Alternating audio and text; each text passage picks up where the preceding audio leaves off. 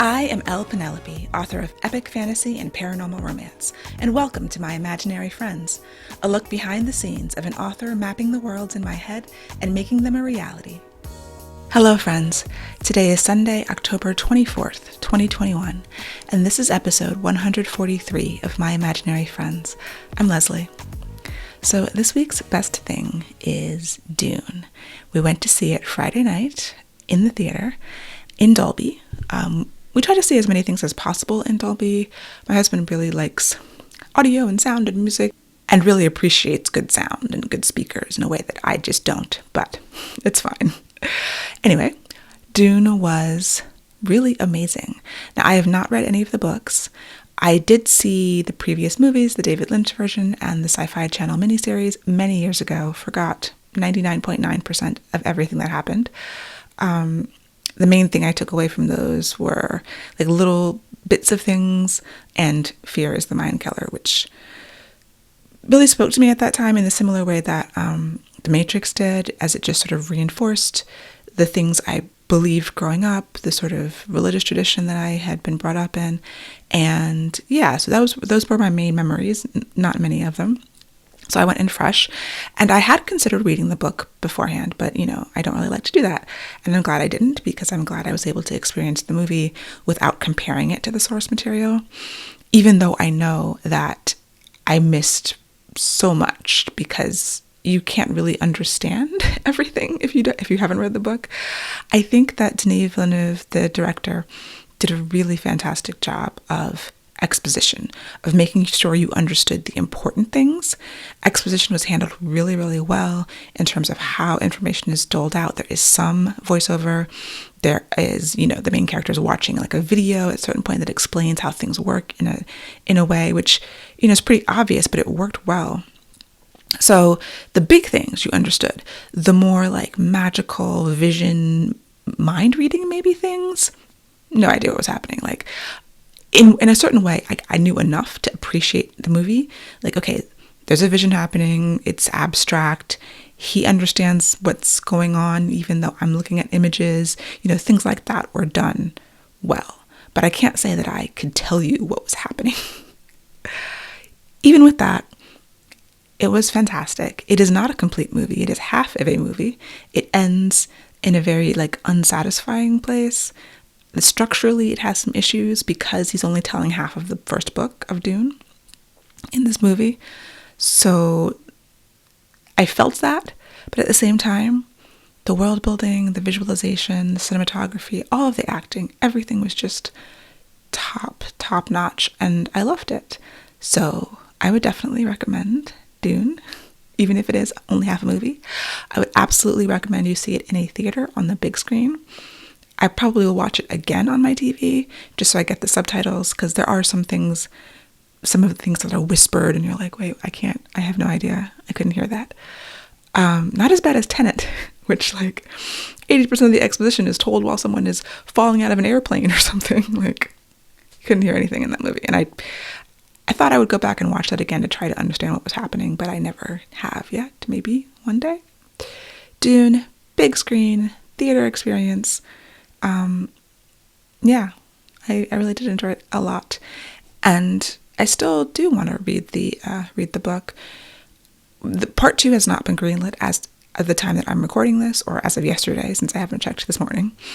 I think it probably will be. I mean, hopefully. Our theater wasn't completely packed, and there was a time issue. So about an hour before, I was looking to see if we could move our tickets, and there was an 8:00 show that had lots of seats left. So I was like, uh-oh, that's not good. Because usually with these kind of movies, you have to buy the tickets weeks in advance for opening night. So we'll see what the box office numbers are, and if they're enough to get him his second film. I really hope they get it, because otherwise, if this never gets its part 2, then it not being complete hurts a lot more, So my writing update. I am working on 2 different revisions at the same time. I am revising Savage City, which is the book that I want to self-publish, paranormal romance, next year. and The Monsters We Defy, which is my book that is coming out with Orbit next summer. They're both due on the same day, one to my freelance copy editor and one to my editor at Orbit. And it's fine. It's totally fine.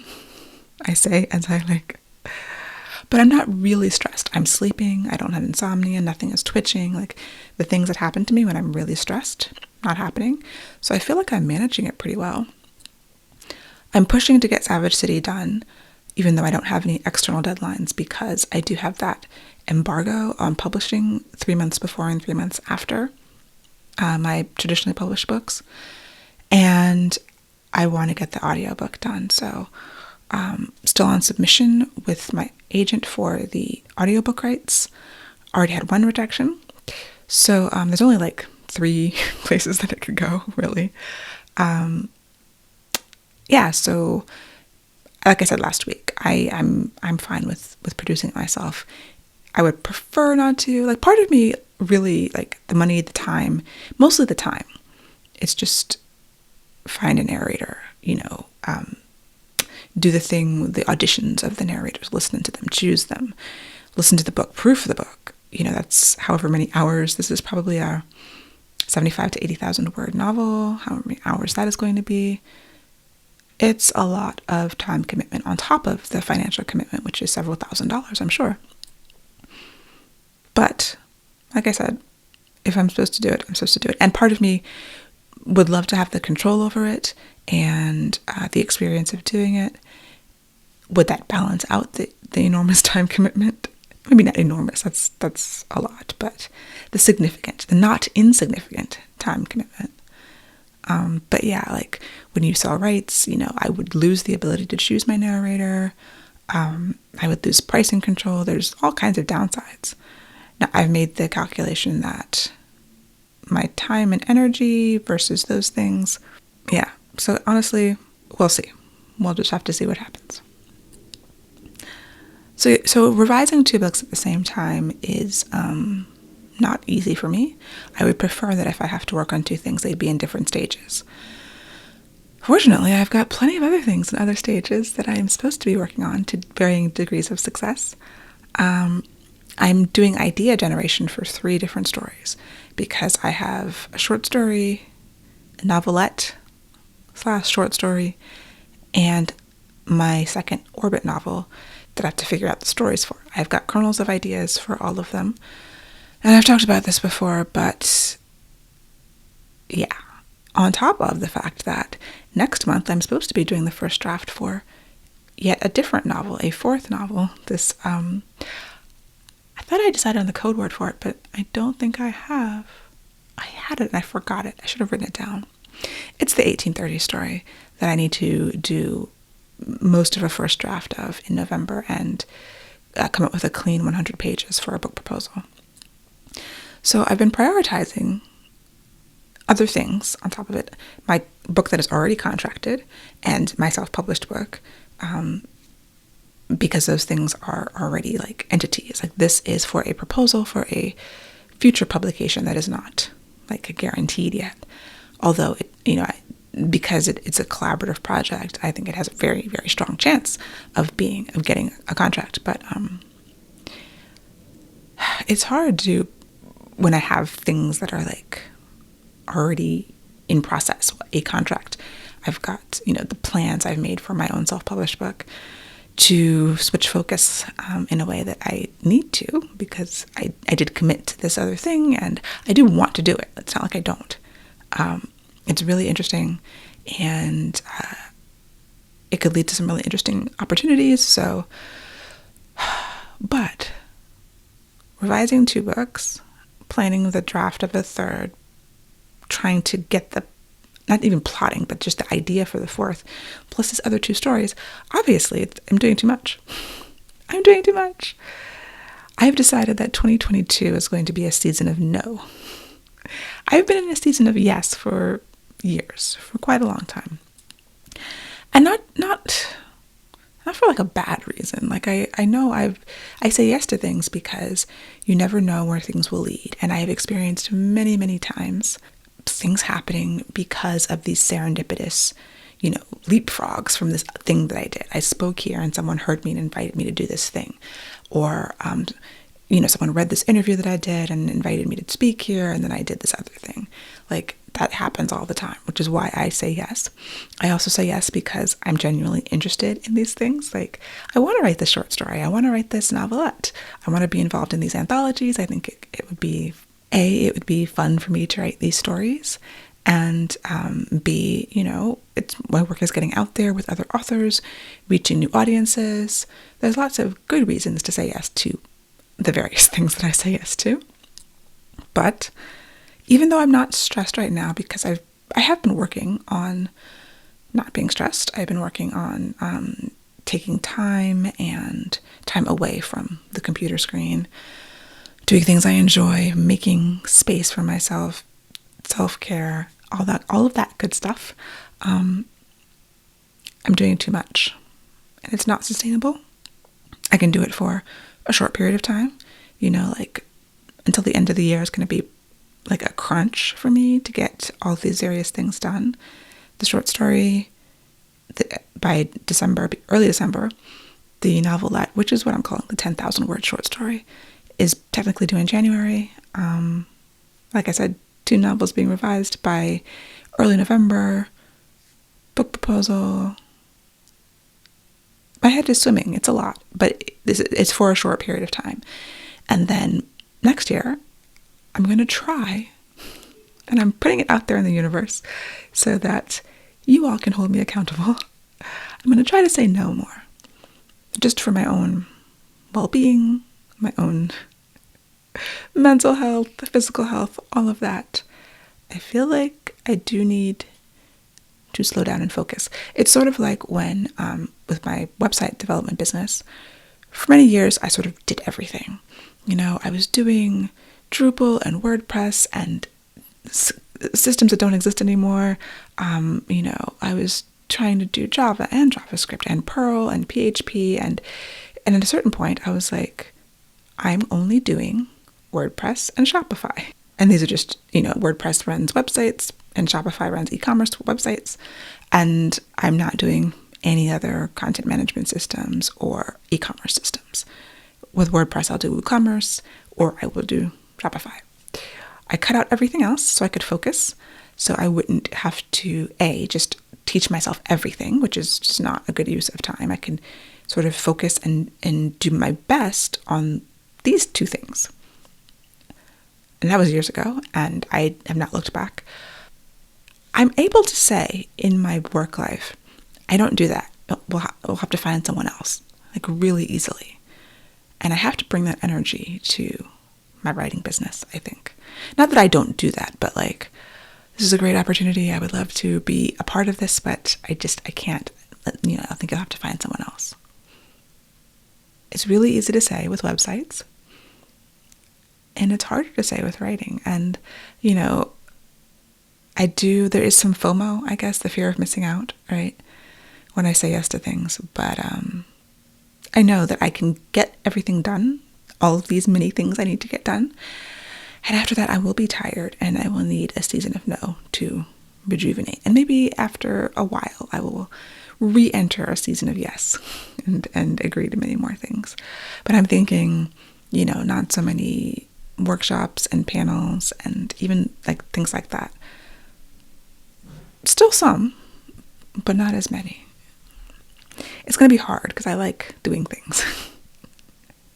So I'm going to try my best to evaluate, to come up with some criteria so I can evaluate, is this leading to whatever goal I have? The problem with that is, like I said, so many things are serendipitous, so many things you don't know if it's going to lead to something wonderful. But regardless, I can't physically keep up this pace for longer than the next 2 months, so it's going to be necessary. Speaking of productivity, my morning writing partner, Inez Johnson, was unavailable for 2 days this week, and so I tried a service called Focusmate.com, which is sort of like the same thing, it's just with strangers. So it's a website, You can do it for free for 3 sessions a week. Sign up for a co-working session, essentially. And I think you can either do 25 minutes or 50 minutes. And it puts it on your calendar, and then you go there and you are programmatically matched with someone. And, you do a little video chat, and you kind of, at the beginning of the session, you just say hi and you say what you're working on. Then you can choose to mute. You can work. They're on the screen. You're on the screen. And you work, and at the end, the timer goes off, and you say, kind of, did you do your thing? Oh, congratulations and good luck. So I worked with this woman who was, I think, in Germany, working on some research at a university, and it was really cool. It was really, really cool. So I think that's a good backup. And, I do this workshop called Organizing Your Writing Life, and I talk about accountability partners, and I do tell other people how I write with one of my friends every morning, and everybody doesn't have that, doesn't have a person that is as reliable as Inez is. She's always there, except when she's not. So this is actually a really great alternative. And so I will link to it in the show notes. It's called Focusmate.com. There are a couple of other services that I saw. Another one that I tried that didn't have as many people on it. So I signed up for a session and nobody else was there. I didn't get matched because there weren't enough people using the service. With Focusmate, it seems like you might have that happen, but there were a lot more people on it and using it all over the world, like I said. And it was really cool, so I would definitely use it again. It's only $5 a month for unlimited sessions, which otherwise you get 3 free ones a week. And so if there's other days when I can't meet my friend, or other times of the day when I'm like, I'm procrastinating, let me just get on with someone else. There is a psychological component to being even virtually co-working with someone else and feeling like you need to focus, even if you don't know them, they're not your friend, they're not going to get on your case if you didn't do it. There's something about just setting aside this time on your calendar to do the thing you want to do. Tell someone you're going to do it, and at the end have to tell them whether you did it or not. So yeah, it's a little scary to be like, hey, there's going to be a stranger popping up on my screen in a second, but not that bad. So I would recommend it if you are looking for an accountability partner and you don't have another person that that you can use. They have the ability to do groups. So I think it's in beta, and this would be a paid service. So if there was a writing group, and if everyone is in this group, it will try to match you with a person in your group first. And then if there's no one available, then it goes out to the larger population. So I did enjoy it though, and I would definitely do it again. And I do have some Q&A. So this question is, when it comes to how old your character should be, how do you decide that? Decide is an interesting word. I don't think of it as a decision necessarily. It sort of comes along with the story most of the time. Sometimes it is a decision. Sometimes when I change a character's age, that's obviously a conscious thing.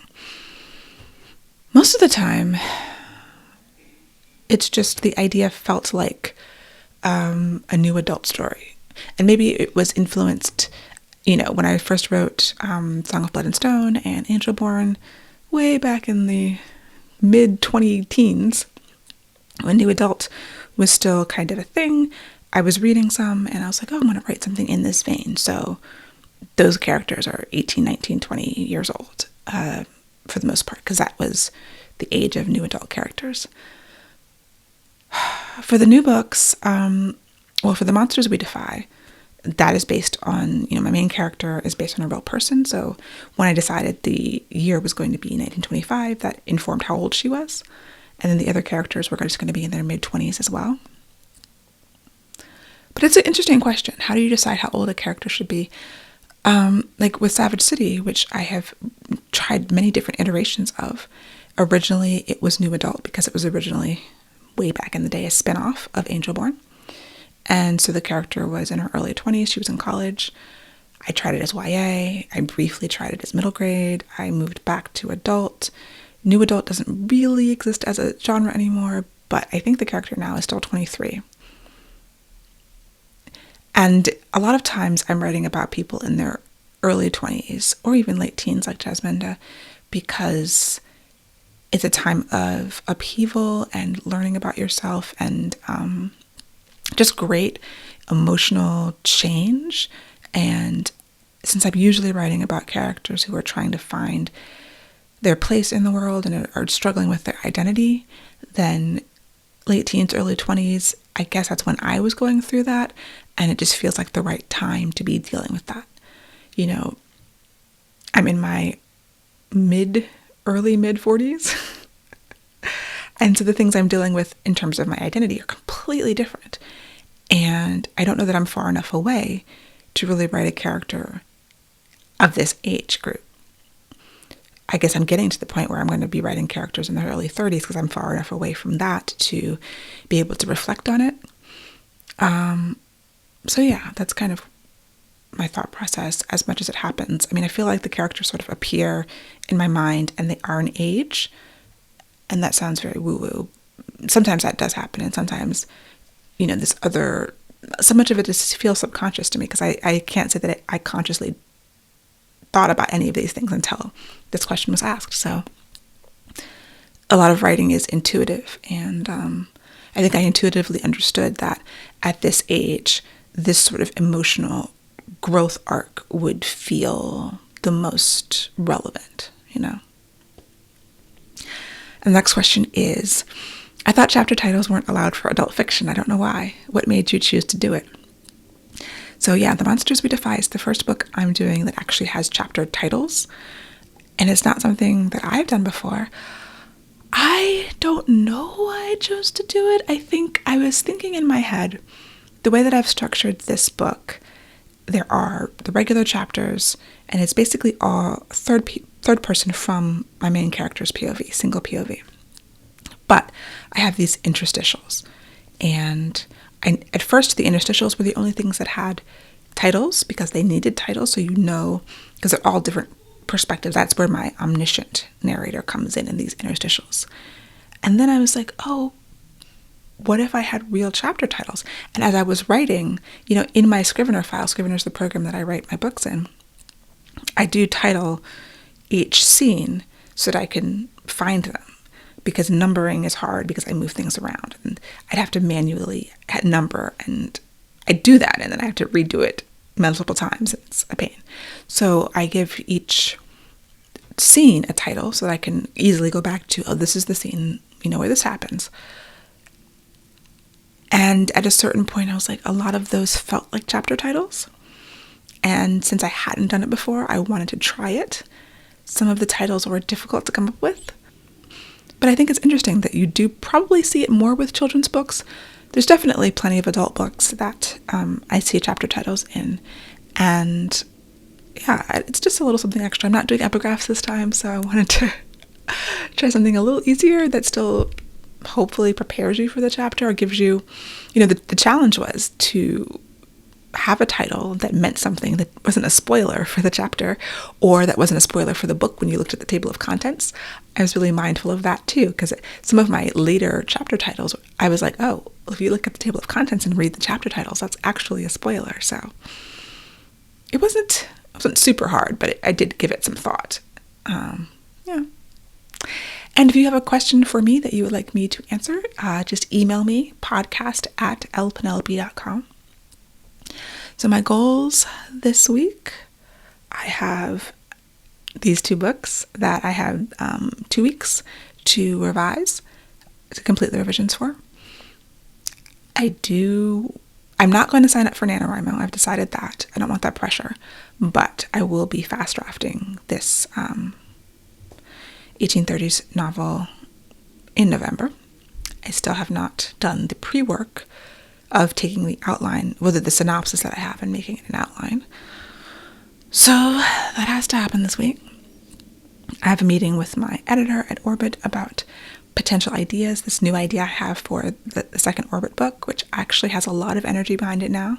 I was wondering last week if, since it's so new, if I should really be focused on it, but I've been, like I said, listening to these audiobooks and watching a bunch of videos on YouTube and just doing some overview research on the topic.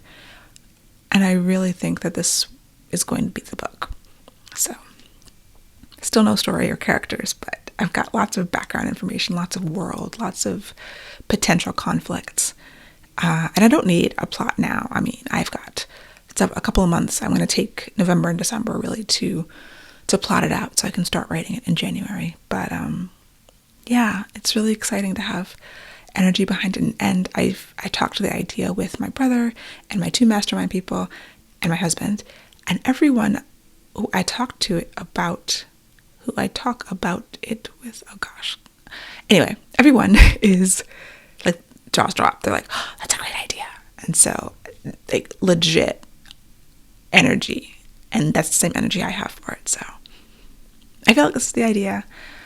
My concern is just, do I have time, like the thinking time? Because a lot of times I'm not consciously thinking about it. I'm doing other things, and then I get a brainstorm. And it's like, do I have enough time for the brainstorms to happen? I don't want to force anything, because forcing things usually ends up with me changing it later.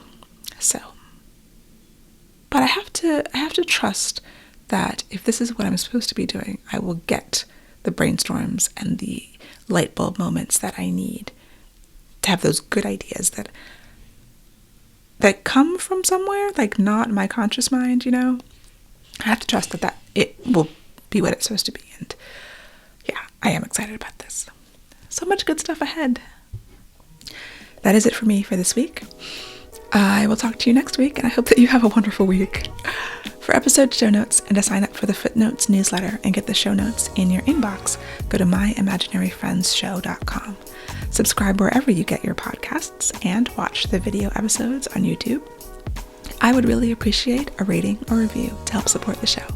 And My Imaginary Friends is part of the Frolic Podcast Network. For more fantastic podcasts, go to frolic.media/podcasts.